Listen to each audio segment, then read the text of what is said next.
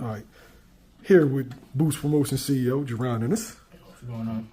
Ismail Muhammad, still undefeated, 6-round sweep. How you feeling about the performance? I feel great. He looked good. Each fight he's just getting better and better to me. Now, he's a guy that was supposed to be looked at as the future of 40, but it seems like 47 might be the place for him. He was in there with a guy that fights at 54. Yeah. What was the thought process behind that? Well, it's just coming off of Ramadan, so I didn't want him to, get all the way down to 40 and things like that. So I just wanted to, and still keep him active as well. So, I just wanted to make sure he was, everything was right. And I feel like 47 was the perfect time to go ahead and take this fight at 47. Do you see him settling in at that weight?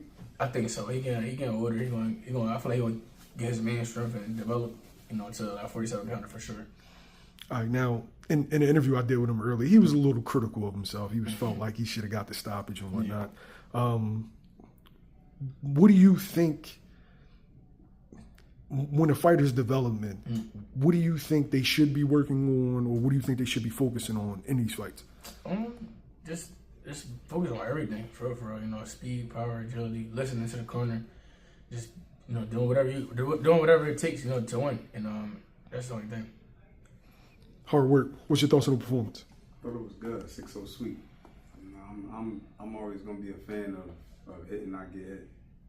I for sure agree with everybody that he could have stopped him, but I'm not gonna harp on that. That's something we take care of next time up. And he was in there with like you said, a bigger guy, and anytime Ish was touching, he was hurting. We just wanted a little bit more, like him to press the gas on him, because we see stuff from the outside, and we try and guide him, to do it in the ring. But like I said, he did a great job, and I'm proud of him, and I can't wait to see him back in the ring. When is it the right time to press on the gas? Because like you said, he wasn't getting touched. He was peppering the guy. Like when do you decide, like, okay, time to step to him?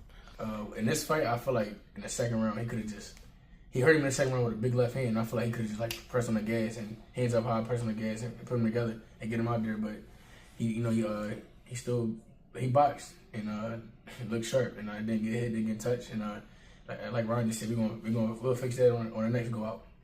All right, this question is for both of y'all. This is the last question. What does the final version of Ismail Muhammad look like?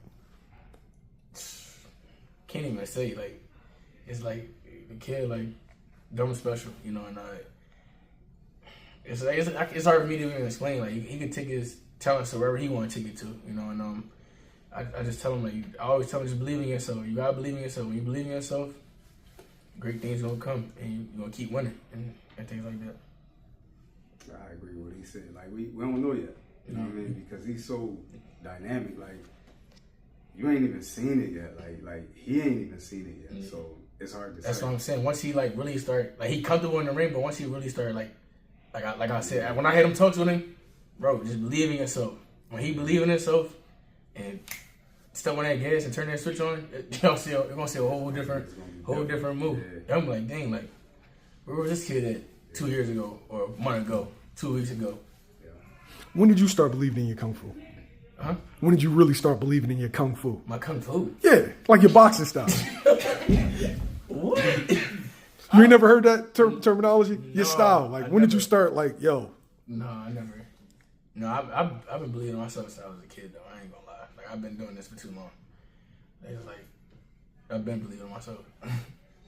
Now, he had a real big gap in his amateur career, right? So are you treating these early developmental fights as an amateur career for him? I mean, yeah, like you just said, they development joints, for him, just to keep getting better, keep working on things and getting them as comfortable as possible in the ring. And then, like I said, in the next year or so, I feel like y'all gonna see a whole different move. Like, y'all gonna see him mean, nasty, doing everything he really supposed to be doing.